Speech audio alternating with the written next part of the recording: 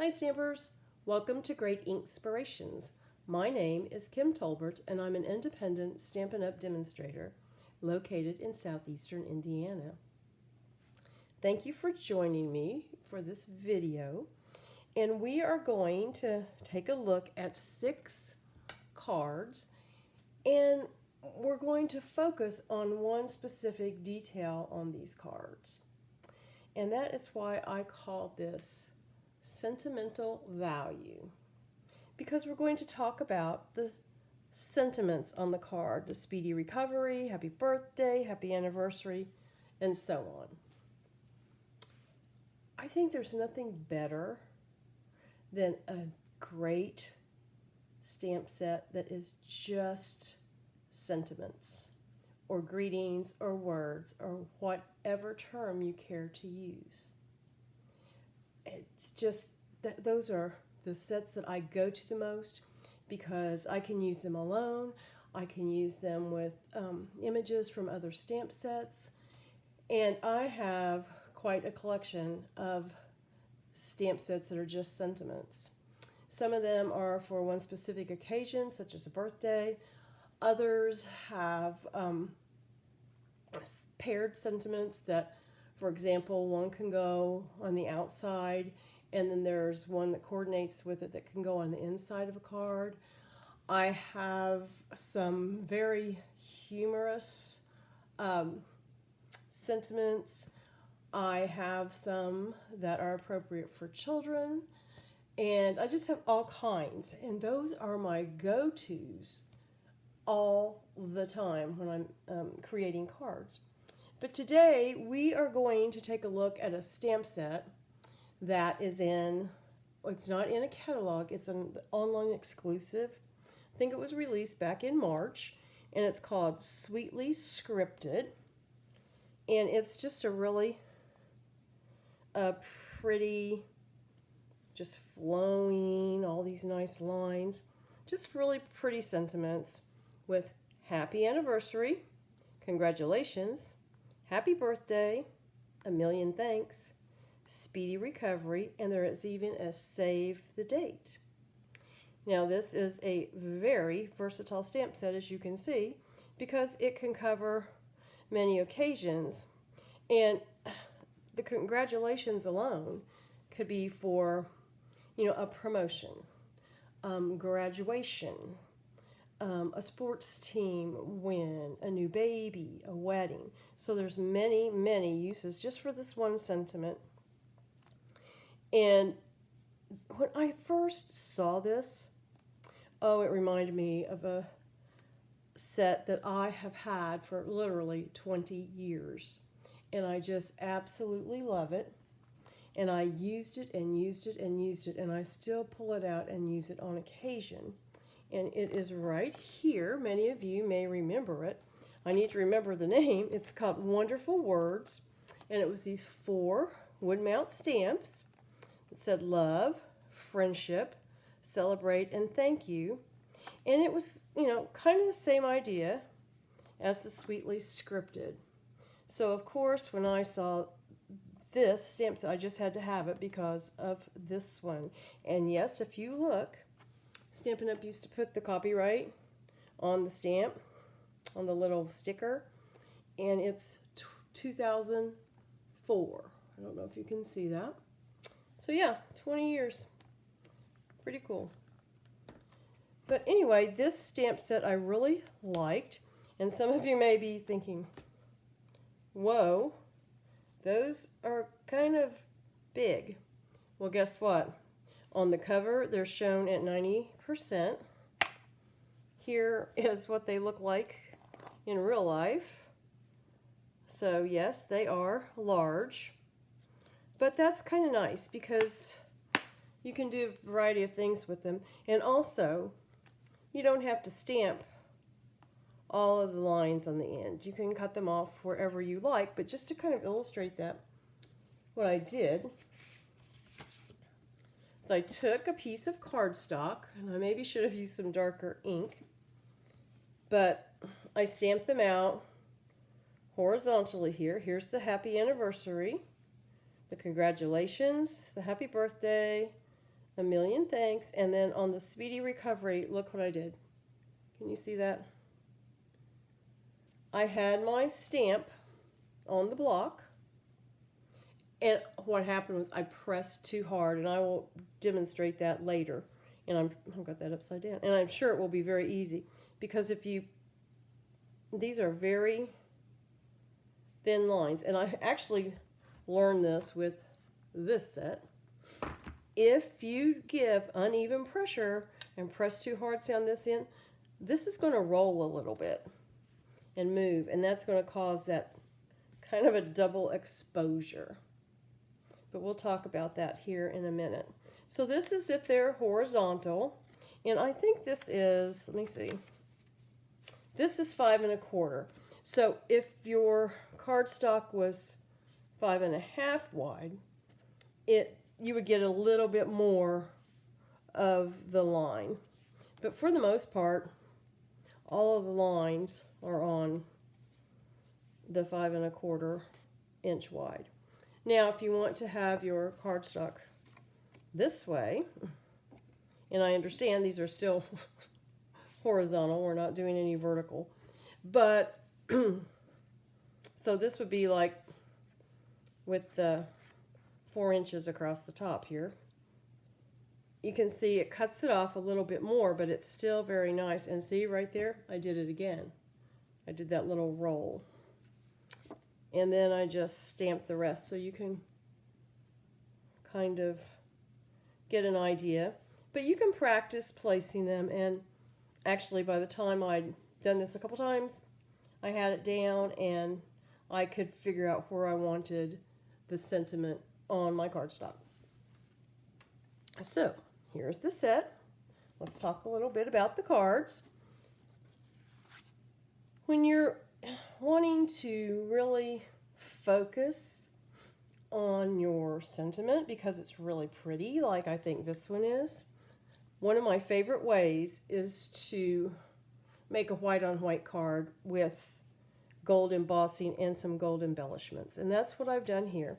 I've made this anniversary card, and it just has a basic white card base, and that's the basic white thick. And then I took a piece of basic white, the regular, that is 4 by 5 1/4, and I embossed it with an embossing folder. I don't know if you can really see. Yes, you can. It's called Xenia, and it is also an online exclusive. And then all I had to do was take my strip, stamp my happy anniversary with the Versamark, add a little embossing powder, use the heat tool, add those pretty gold embellishments, and there you go. A really nice anniversary card that really does focus on that happy anniversary. And then for the inside, like I often tell you about gold, I use the Simply Xenia stamp set, and I just stamped the Xenia image here in the corner using crumb cake, because with gold, crumb cake will take on a golden hue, just the same as with silver, smoky slate will take on a silver hue. So that is the kind of ink I used inside the card.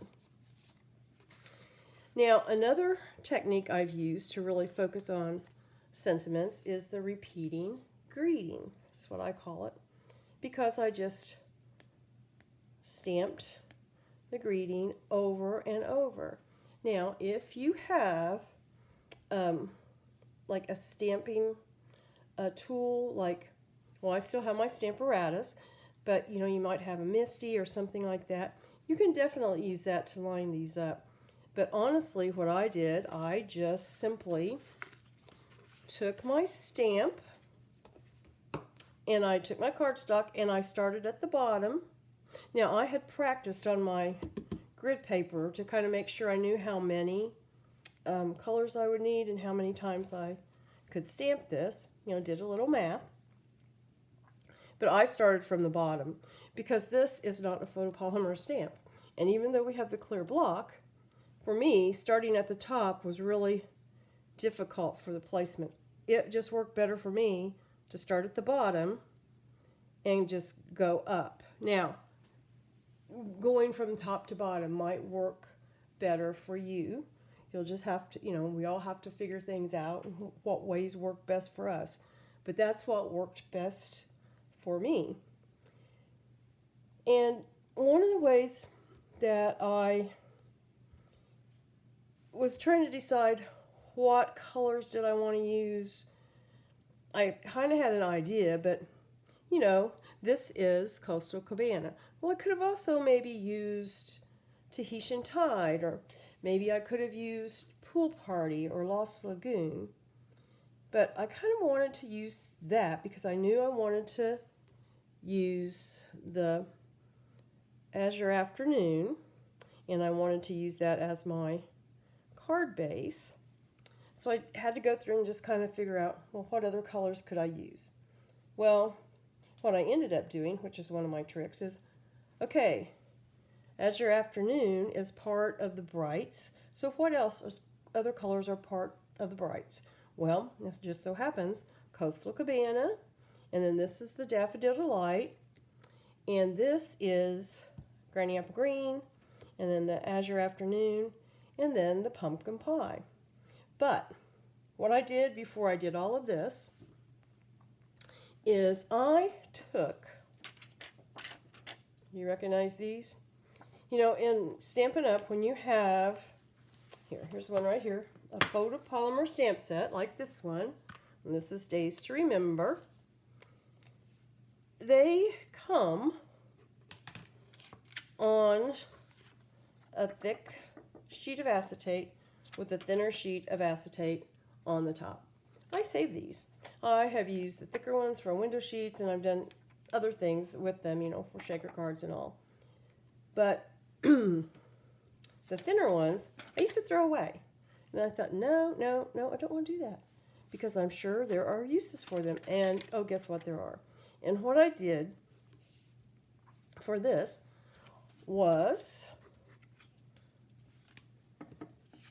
it's like, okay, I know I'm going to use this color, which this happens to be Pretty Peacock. But I want to know what other color might go with it. So I've just pulled out Berry Burst. And I'm just going to ink up my stamp with the Berry Burst. And boy, is that ever inky.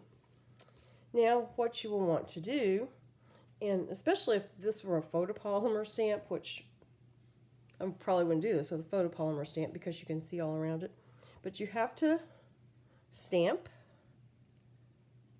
straight down, pull it straight up, because this is slick. And the ink, will smear and rub off. But if you go straight down and straight up, you will have some ink. Now it's a little dotty, but that's okay, because now you can put it on here, and you can decide, it can be right next to that color, and you can decide, do I like that or do I not? And then you could just stamp multiple colors on here and see, do I like that or do I want it? Another thing is, if you were stamping some images, you had maybe some flowers over here and you wanted to know what your card would look like with some flowers maybe up here, then you just stamp you some flowers and put it right on your cardstock and look and see if you like that arrangement. And if so, you can stamp it on your cardstock and go. And then this, all you have to do, just take your chamois or a wet cloth, and you can wipe it off. Of course, this is going to be kind of messy because I had so much ink. And then I usually just take a dry cloth and this is a microfiber. Just wipe it off. And I put the washi tape on the end of it because I kept losing it. So anyway, that is just an idea of what you can do with these little thin pieces of acetate that come in with the photopolymer stamps. So another thing I did on this card is I wanted to bring out these colors a little more, and I didn't really have embellishments in all the colors. So I took some of the Rhinestone Basic Jewels and I just colored them with my Stampin' Blends, the color of the inks that I used. With the exception of Coastal Cabana, I used Pool Party Dark for it because that is pretty much Coastal Cabana. So the repeating greeting is another way that you can, focus on your pretty sentiment stamp. Okay, so let's see here. Another way you can do that is to kind of just make it the centerpiece. And that's very similar to what I did here. But I've added quite a bit of color with adding some really fun designer series paper, stamped my my sentiment, added those cute brass butterflies, and there we go. Now these little strips of designer series paper and the strips of cardstock, the measurements for those, along with all the measurements for all of these cards and the supplies I used, you will find those lists on my corresponding blog post. And the link to that blog post will be in the description of this video. So here's my A Million Thanks. As you can see, all these pretty little flowers support this sentiment and draw attention to it, and especially I think those butterflies. So there's the Million Thanks. And now we're going to not talk about that one right yet. Let's go on to Speedy Recovery. And for this was fun, and it was another one that I used my piece of acetate on to see what colors I wanted to use here for the little bits of grass and greenery that are growing. And also I wanted to see if the color I had for the greeting, which happens to be crumb cake, looked good with these colors down here because none of these are crumb cake. So I just stamped Speedy Recovery and crumb cake on here, put it right there, looked, I was very happy with it. So then I stamped it on my card panel. So I have all these little pieces of greenery here. They're all pointing to this very pretty sentiment. But also I used a blending brush and some balmy blue ink for some sky. I left a few lighter places and make it look like a few clouds. And that just really brought out the greeting. And then of course the butterflies, they're going up and it kind of takes your eye up towards the greeting. And then inside I just stamped some of that greenery, and it's really difficult to see, but I did some more of that blending brush to just add that little element of sky. So there's another way to bring out your greeting. And now this one was fun because it's sort of the repeating greeting, but I put it inside a frame and made a shaker card. But what I did was I turned the frame kind of cattywampus, as my granddad would say. And then I added this little bow of twine. And then on the inside, just stamped the congratulations. So there's a fun little card and a fun way to kind of focus on your greetings. Now this one is not actually a card. It's more of a concept. And, the only time I've ever gotten a save the date card was for a wedding shower or a wedding. But, there's no reason you can't send it for maybe there's going to be a big retirement party or maybe a 50th anniversary party, those kinds of things. So I thought if you're a do-it-yourselfer or someone asks you to help out, this might be a way you could use the save the date. And I loved pairing it with the Days to Remember stamp set because it has the calendar. It also has the little ring that you can put a ring around the date. And then it has these smaller images, so I just used this floral image to just stamp some flowers to kind of add a little pizzazz. And I used Berry Burst, and I just simply stamped full strength, did a second generation and a third generation. And sometimes I started with I would say maybe a 1.5, stamped off once and maybe a half a time more. But anyway, I just got different variations of Berry Burst. Then I just used Daffodil Delight Stampin' Right marker to just go in and add the centers to those flowers. Now I say this is more of a concept because you cannot just send this. People need to know the information. What am I saving the date for? Who is involved? Where is this going to take place? Well, I thought what one could do is to take, just type up all that information, make a little template, run it through the computer, cut those out, and then just adhere it to the back. And then that would be, an inexpensive way to get out the news about saving the date. It might be possible to just kind of move all this up a little bit, but and then put some information down here and maybe put some images in the corners and then just send this as a postcard.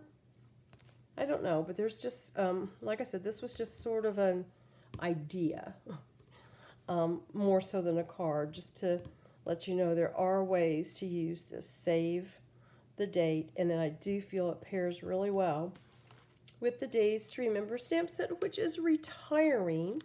So if you feel that you might want this, you may want to check out the online store soon. And I do think, last I looked, it was still available. So anyway, the products from the annual catalog, the 2023 to 2024 annual catalog, none of them will be available after the end of this month, which is April 2024. So you may want to check that out if you are interested. So anyway, there were my ideas on how to add some sentimental value to your cards and to your sentiment stamp sets. And I know we didn't stamp today, but I thought sometimes it's just good to talk about some ideas and ways we can use stamps we already have, because you don't need this particular stamp set to make similar cards. I'm sure you have stamp sets and lots of greetings, and they don't just have to be a greetings stamp set. It could be a greeting that comes in a stamp set that's full of images. But just so we can get more out of our stamps, sometimes we focus on images, like when we make our own designer series paper. But today I thought we would just focus on how we could get more out of our sentiments by really focusing on them and bringing them to the forefront of our cards. As I stated earlier, there will be all these cards on my corresponding blog post, and under each of the cards, there will be a list of supplies and measurements and how I made them. I want to thank you so much for joining me today, and until next time, stamp happy.